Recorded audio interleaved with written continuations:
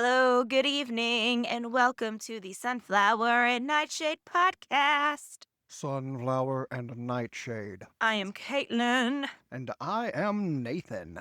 and tonight we are going to be discussing. Oh, Freya, no, Freya, don't eat that.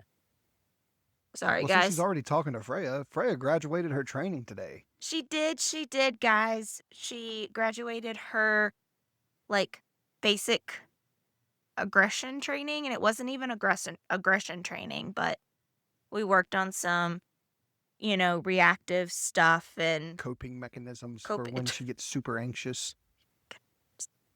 We just, we worked with her and we worked with our amazing trainer, Kristen, and she graduated today. We started, back in January? Something like that. Yeah, and it was 8 sessions, yeah. Took a lot longer to go through than it was supposed to, but there was some stuff that came up, so Yeah, on we both, had to work together to get that solved. yeah, on both sides and, schedules and stuff like that. But I mean, Freya did really, really well. We're so proud of her. I mean, she's made tremendous progress. And Nathan is like, oh, no, she hasn't. Da, da, da, da, da. She Nah, does have a ways to go. She's she's not still perfect. reactive pretty bad. She's far from perfect. Can you not drink my water? Thank you, sweetie. No, don't lick the table. Stop.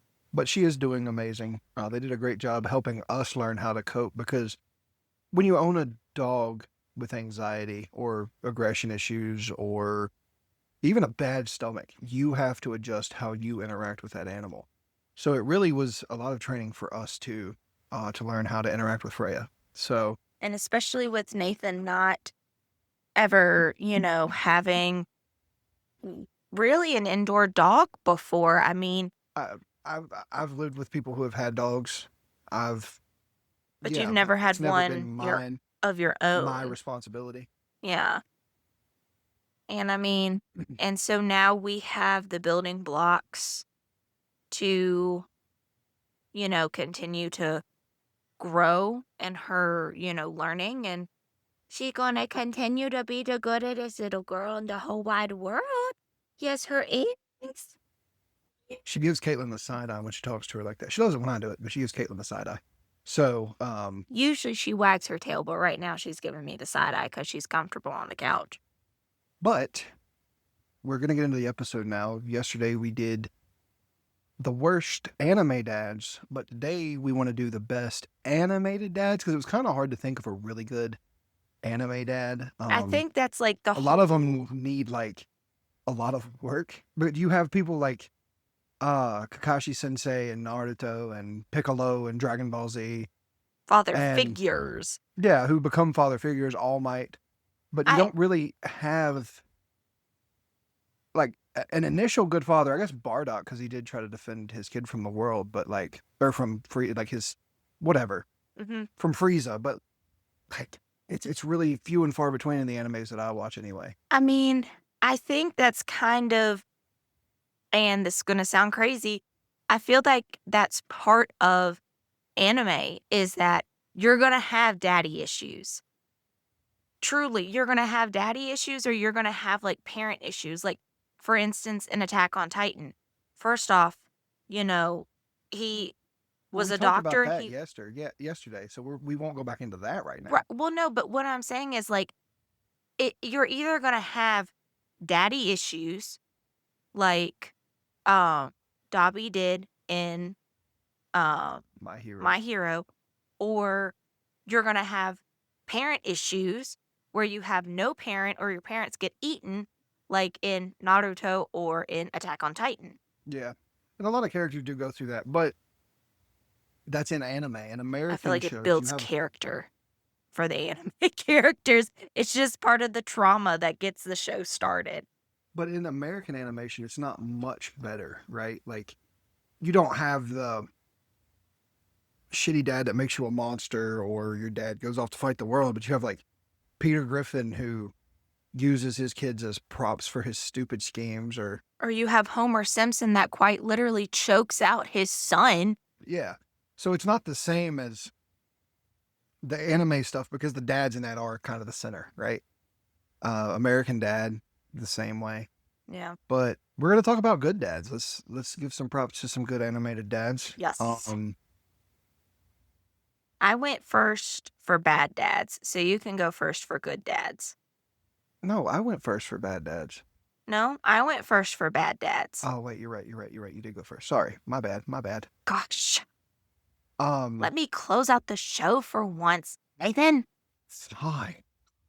Rude. So I'm gonna go with my favorite animated series, Dad. I wasn't prepared because I've been thinking about it since we left the restaurant. Do you want me to go to give you some extra time? No, because it's down to like 2 or 3.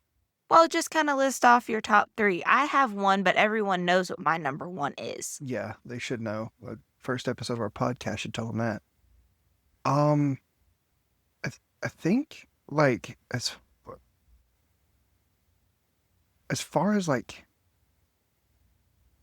what I would call the quintessential best dad from an animated show, it's probably. So I'm having a hard time deciding between the duck from Kung Fu Panda. I don't remember Poe's dad because he wasn't really his dad. He adopted him, right?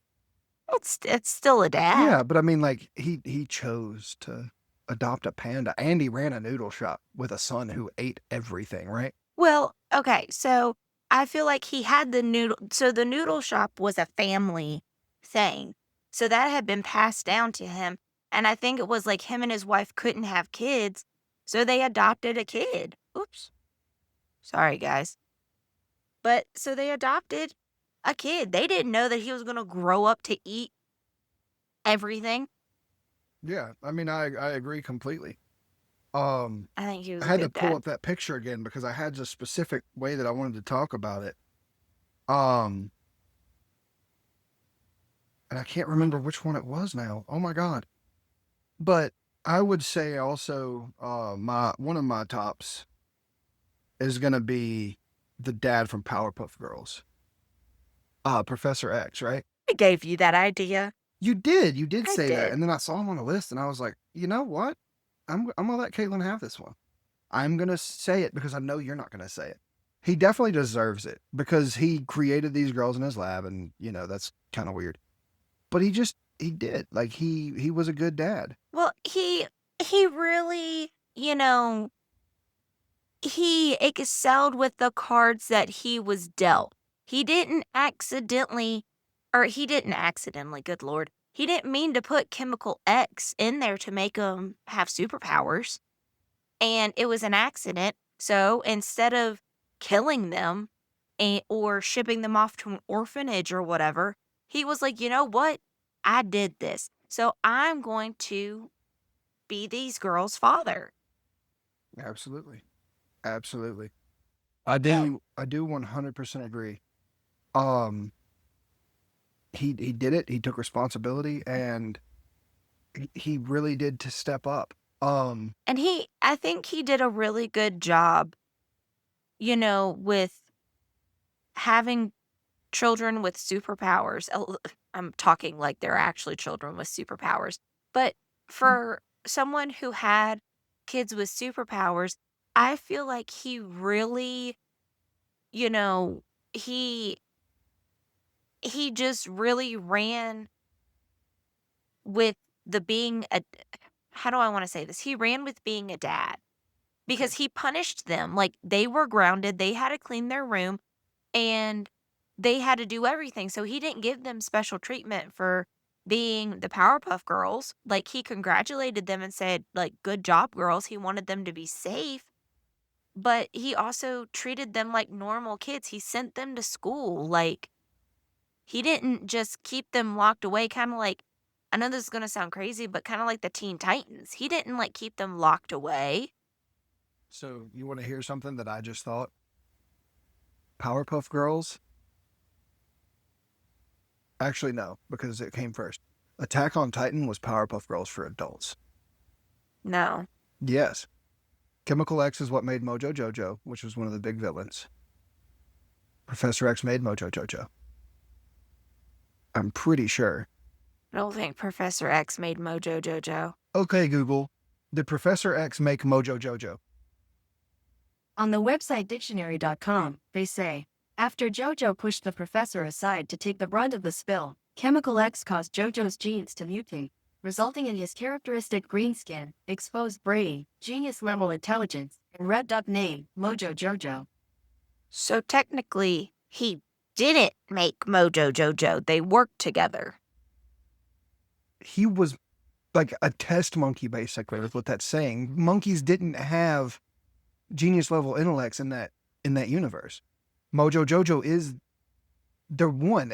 Mojo Jojo tried to save Professor, I guess, but it was an accident. It wasn't intentional like it was in Attack on Titan. That's why I said it's for adults, right? Just very obscurely, yeah. How much obscure? We don't know what all, because I mean, I haven't watched Powerpuff Girls in so long. How much of it was because of Professor X, right? We don't know. I guess. Yeah, I guess. So there's your first Sunflower Nightshade fan conspiracy theory from me. Well, I guess it's the Interesting. second one because Goku did like it rough. Yeah, there's the fan conspiracy theory. Dr. I guess, I mean, yeah, I Attack guess. on Titan is just an adult version Of or an Powerpuff Girls. older audience version Yeah. of Powerpuff Girls. I guess, yeah. And I'm really loosely, I mean, I'm grasping at straws, Yeah. but I'm standing by it. I mean, it makes sense. It is a real grasp at straws, but I get it. Can you turn off your notifications? Yeah, no, I was hoping that it didn't come through. Ugh. But yeah, so there was Okay. that one, and Solid. yeah, Those are solid. and the last one is gonna be We were only supposed to pick one, by the way, guys. But I let this one slide. you know what? Actually, I'm gonna stick with those two.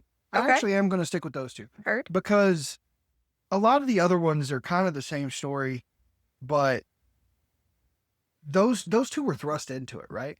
It wasn't like they had a family and they planned for it. I mean, I'm sure the Duck Dude did, but you look at like, I don't know, Gru from Despicable Me. He was thrust into it. He kind of chose that life. He wasn't in their family. He didn't have anybody. He had the minions, but he loves those little girls. Gru from Despicable Me. Those are my three. Yeah. I can't pick one because it's those situations. The kids that were chosen. It probably goes back to the fact that I have step family that loves me. They chose me. Mom and dad didn't choose me. I kind of just ended up being theirs. But the rest of them, you know, they did have to choose whether or not they cared. Yeah. So that's probably it. Heard? So that's me. Yeah. It is the chosen family. I've made my own chosen family as well, as you know. Yeah. So. And it also, so in our, greatest dads, it's kind of funny because you can kind of see, because my two, because I do have two. And, it really, it shows through. It kind of shows like our two different, like how we were raised, how they were different. Because my two is, of course, Bob Belcher from Bob's Burgers, because amazing father, and I'm going to get into that. But also, the dad from the Loud House. I think his name's like Lou Loud, or no, it's not Lou. I can't remember his name.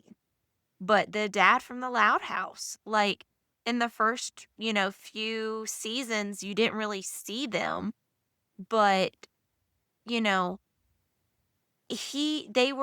had 11 kids, 1 boy, 10 girls. Wouldn't change it for the world. That's how the theme song goes. And he really made sure that each of his kids had their attention, and also that each of their kids got to pursue what they wanted to do. I mean, they had the twins. One of them was a pageant girl. The other one wanted to do, like, was a big tomboy. They had one that was into music, one that was into comedy, one that was a big goth person. One of their kids was a freaking scientist, but they made sure that each of their kids felt seen, felt heard, felt loved, and felt connected. And that's something that, like, yeah, that was each parent, but like, that's also like a dad thing too. And again, it's a mom thing, but like, and again, these families, like your families, which is kind of crazy, were single dads. If you think about it, Poe's dad, single dad, Professor X was a single dad, and um, oh my God, who was your last one? Grew. Gru. He did end up with a mother figure. Yeah, but that was like what, by like Despicable Me 3 or something like that. I think it was the second one, but I don't know. And so like, they were kind of single dads. So like those are strong dads. I think mine is like strong families, but that were good father figures. Cause like with the Loud House dad, he just made sure that each of his kids was heard, was understood, and knew that they were loved. But with Bob, like, same thing. He told it as it was. He was like, I love you all, but you're all horrible. Yeah. You're all terrible. But also, like, he encouraged his kids. I mean, he pooped at the freaking aquarium with Louise when, I mean, he started it because he was like, we're at home poopers. But he pooped with his daughter he was in a pickle suit and he pooped with her at the aquarium. Like, that's a good dad to me. For you to come all the way out there to take me home because I have to poop and then pooping with me at the aquarium and leaving me there, like, because I'm okay now, that's a good dad. Not like trying to cover up the fact that I just drove across an entire parking lot and hit Jimmy Pesto's car. That's a great dad. Like, freaking doing trapeze and hanging on to me on the trapeze for like an hour. Like, to me, that's like a really great dad because they spend time with each of their children. Yeah, and I agree with that. There was another dad and that's why I had such a hard time. I forgot who it was, but it was the same thing you're saying. Each kid was super different in the show, and they still gave them Yeah. that. And it is kind of interesting that mine were single dads. I didn't even think about that because, like, I can't think of, other than Bob Belcher, any of the TV show dads that I consider good dads that are married. Because, like, I didn't watch all the shows like you did, right? Well, But like you were a big, like, the best mom, Zach and Cody's mom, they're all yes. single parents, Yeah, and I feel in like, my opinion. so I know this is crazy, but Linda Belcher, but yeah, Linda, oh my Carla gosh. from Scrubs. So I guess, Well, and Turk is a great dad too, but those are not animated. right. But I feel like in our generation, it was when divorce was more, I don't want to say mainstream and modern, but that's the only way I know how to put it. Well, Mainstream and It modern. It kind of was started but when our parents were coming into their teens, and my mom was 20 when I was born. right. So And so like it was my like, kids started to grow, like my age group started to grow up with common divorce. right. And so like I feel like that was a big part of um of TV shows when we were growing up, is showing that blended families are okay. Because I watched, I was a Disney Channel Nickelodeon kid. You were like a Cartoon Network kid. And, you know, when I would watch shows, Zach and Cody, um, oh my God, why am I blanking on quite literally every single show I watched on Disney Channel? Holy cow. Um, I, And see, I'm trying to think of like one that like it's a blended family, but like what was it? I think like Phineas and Ferb is blended, stepmom Fin- and stepdad. yeah, Phineas and Ferb is blended, but I mean I think it was showing like, hey, you know, these shows show what, you know, a blended family looks like. Because I will say, when I was younger and like That's So Raven was out and stuff like that, and like Wizards of Waverly Place, they were a one whole family. But as like, I got older, it did start turning into like blended families and stuff like that. So I think that was kind of cool just to see TV evolve. Yeah, so for me, like I saw that a lot. I'm gonna be perfectly honest with you. Uh, I didn't see what like a lot of people, it seems like around here even saw, because everybody's parents were divorced when I was growing up.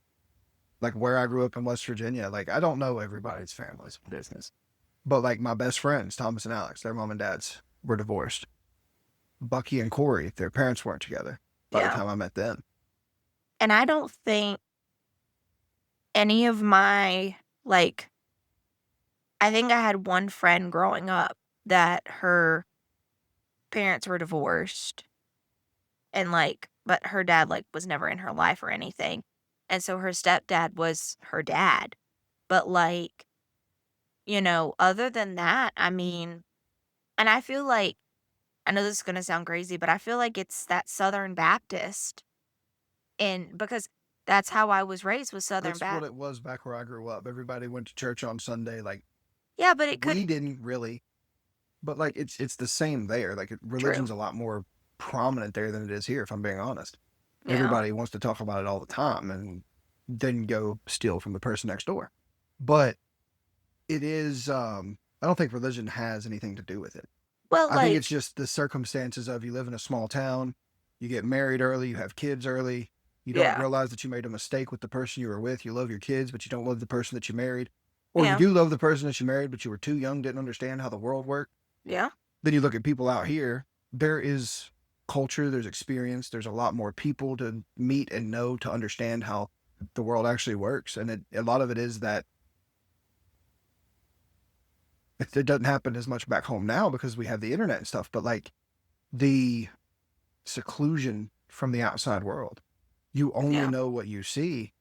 And a lot of this back home, everybody's pretty similar. Well, I It's mean, if cookie cutter we almost. if we grew up like when our parents grew up, we would have never met. No, We we met wouldn't through have. We fucking met because Tinder. of Tinder. Yeah. Yeah. And so I mean, yeah, I mean, you I know this is going to sound crazy, but you date what you have access to. And like, you know, God knows what I would have ended up with. I mean, it depends on, even too, if you go to college. Like, my mom was fortunate enough to go off to college. Yeah, she didn't meet my dad in college, but like, she was able to experience different people, like meet new people, meet new friends, like all that stuff. She was able to experience more, whereas like someone who may have not gone to college and lived in Roanoke or West Virginia their entire life, they only know who they went to high school with, and that's all they know. They don't know that or they know who's lived in Roanoke their entire life. Like, they don't get to meet new people from new towns, different towns. Like, I actually disagree on that. If I'm like, and I'm not doing it for the sake of saying like where I'm from is so much different, but it kind of is that way. Like you think of it, oh, they know people from Roanoke, but they don't.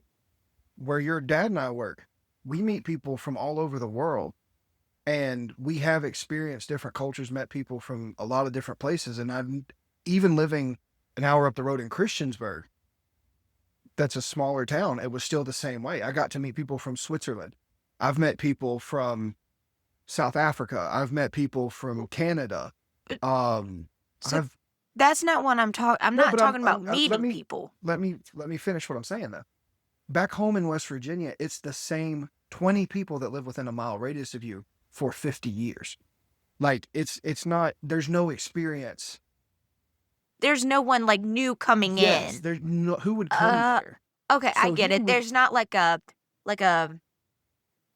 cycle of Yeah. people. Like Well, you get it occasionally. It's very rare. We would get like one or two new kids every 3 or 4 years, but even then they were like from West Virginia. Very few of the kids that came in weren't from a podunk town, so it was similar experience. We like here, like I said, your mom. You said your mom went off to college, but your dad lived here in Roanoke. Roanoke is really diverse. A lot of excuse me. different cultures, a lot of different types of people. Well, I mean, my mom.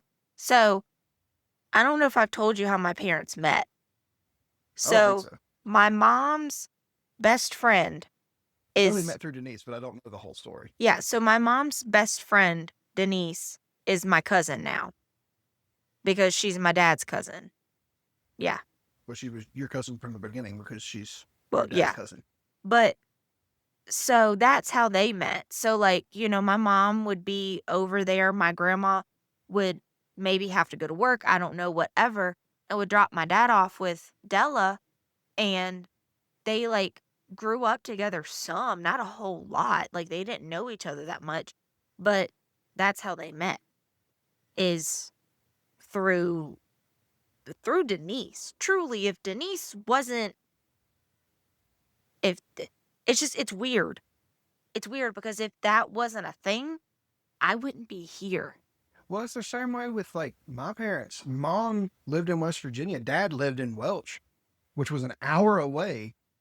But then he moved to Floyd, which was 3 or 4 hours away when he was 16. And see, I've So never he, that's the one thing that I've never understood is how your parents like it was because met. Nana worked for Poppy Herman at the sewing factory. And um, that's actually now the Dollar General back home.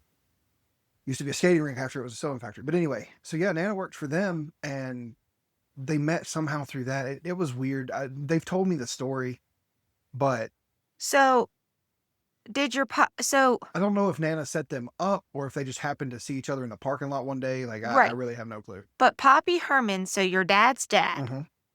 he owned a He sewing. didn't own it. Jimmy Doyle owned it. Ricky's parents. Okay. Well, So did they I can't also remember have if he owned it or if he just. I'm pretty sure he owned it. I don't remember if he owned the property or if he ran the sewing factory. so did they I know the also Hopkinses own it now. They're great people. I like them. Okay, this is gonna have to be something that we're gonna have to line up off air. Cause if y'all I go into this lore because I try to understand his family and I try to understand like the connections and like how stuff starts because that stuff really fascinates me. Like I love hearing about love stories. I love hearing about like how people met and The so craziest part of my family lore is that I think Uncle Ricky and Aunt Tammy were only engaged for like 3 months, is what she told us. I'm pretty sure that's what she said. because I'm also trying to figure out if that sewing factory also had a part in Tammy and Ricky getting together. I mean, it's very possible. Again, this is something that we're going to have to hash off because this will be a 2-hour episode don't- if we do that. Yeah, I don't remember exactly how that worked, but I know for Mom and Dad it was because Nana and Poppy Herman worked there together, and then,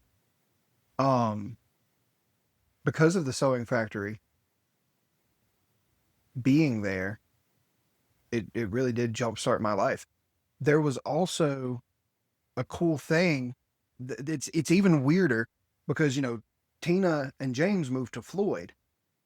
Dad lived with Tina and James and went to Floyd County High School. And it just so happened that in Franklin County, not even an hour up the road, that's where Vivian and Jim and Tammy and Ricky live too.